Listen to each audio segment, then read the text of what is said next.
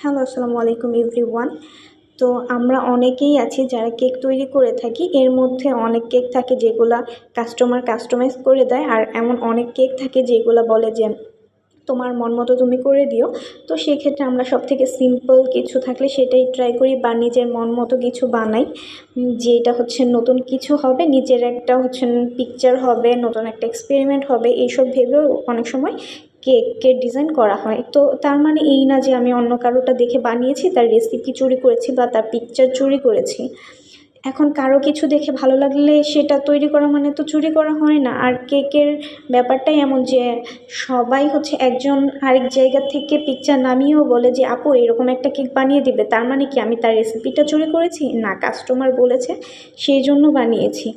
তো এমন হচ্ছে মানুষ, আমি বুঝি না কী জন্য নিজের ছোট মনের পরিচয় দেয়। আমরাও আছি, অবভিয়াসলি আমরাও মানুষকে অনেক বেশি হেল্প করেছি অনেক ক্ষেত্রেই।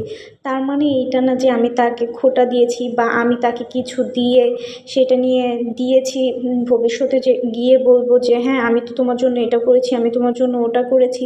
এমন সবার লাইফেই থাকে ভাই। তো হচ্ছে নিজের ছোট মন মানসিকতার পরিচয় দেওয়ার তো কোনো মানে হয় না, তাই না? উপকার করলে আমরাও মানুষের উপকারের দাম দিতে জানি ভাই।